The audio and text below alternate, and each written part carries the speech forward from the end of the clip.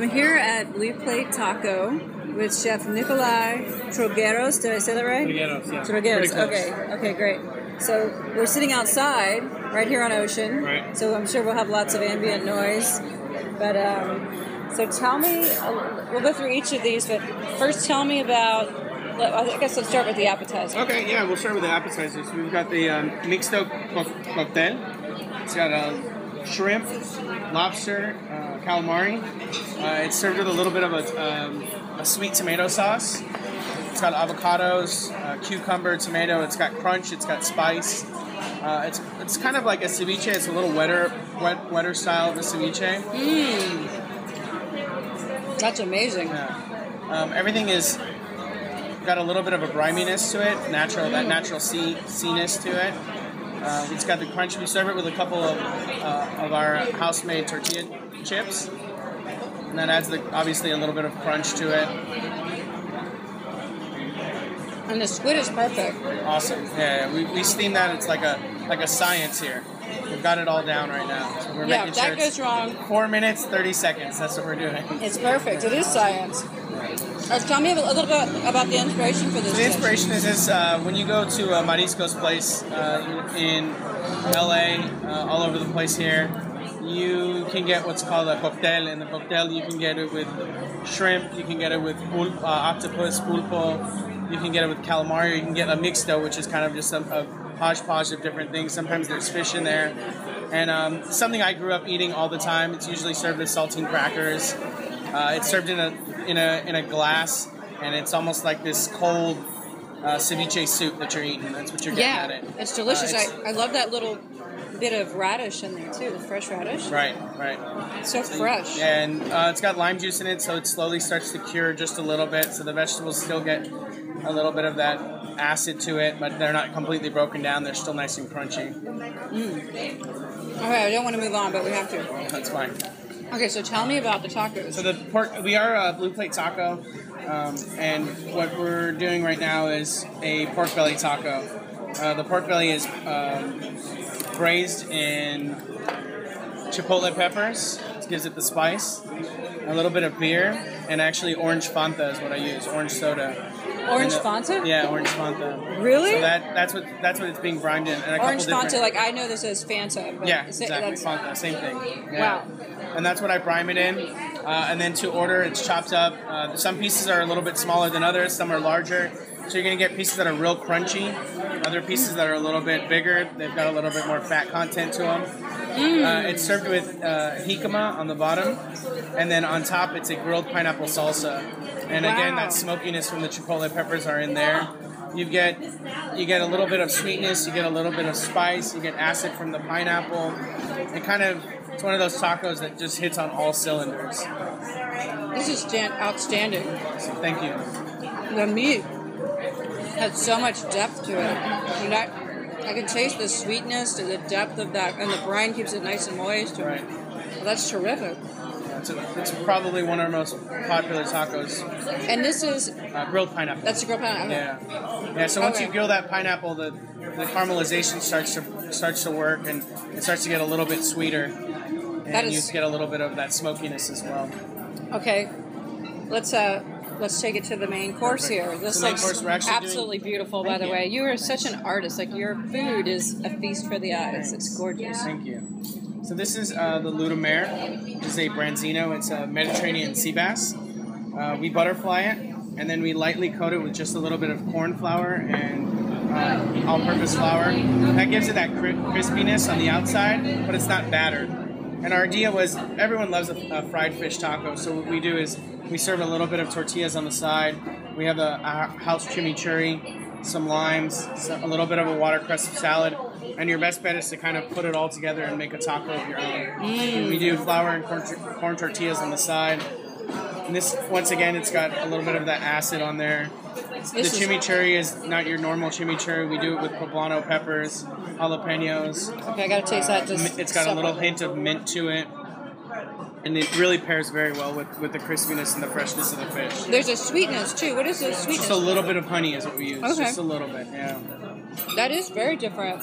But it's almost like a cross between a Guatemalan type green salsa. Exactly. and a chimichurri. Right. It's And it really doesn't have delicious. too much spice to it, so it really It's accents all of the flavors on the fish. Is there fresh mint in here as well? Yes, fresh mint. mint. I taste that. It's delicious. Fresh mint, parsley, cilantro, poblano peppers.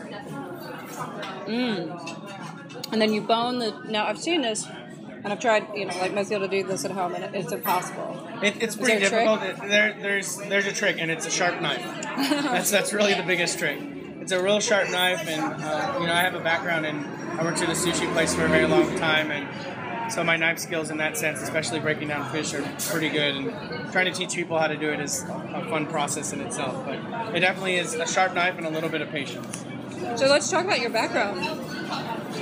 Where did you start your career? I first started from the bottom, really, more than anything else. My first job in the kitchen was in the front of the house as a busboy. Yeah. I worked as a barback. I worked as a bartender. I worked as a server. I worked in the bakery. I worked as a cashier. I've done it all in the front of the house. Wow. And my real focus was to really get into the back of the house, and so I started at a restaurant out in Seal Beach called Spaghettini, and I actually started as a dishwasher there. Okay. I moved my way up. What kind of food was that? Is it Italian? Yeah, it's Italian. They do lots of a couple of seafood items, but really lots of steaks. It's a grill. It's actually a jazz club as well, so they do lots of pizzas and great appetizers and an amazing wine menu that they have there, and a great food menu.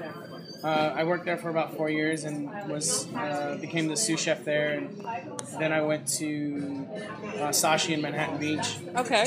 Did you grow up here in California? Yeah, I grew up here in LA. Where from? I'm actually from Montebello. Oh, okay. Yeah, so a little bit inland from LA, about 30 minutes in. And since I was a kid, my goal was to get as close to the beach as possible. I can respect that. I think that's almost everyone's goal, right? Get as close as possible. So I worked in Manhattan Beach at Sashi, and was a sous chef there, and worked with all the hot foods there, but also in the sushi bar as well, and really creating items that were more like Japanese-style ceviches, or we called them crudos. Mm-hmm. And it's thinly sliced pieces of fish, and they're accented with any type of citrus, oils, different types of fruits, vegetables, anything you can imagine. And we built these plates that are just beautiful to the eye. And then, your dishes are gorgeous.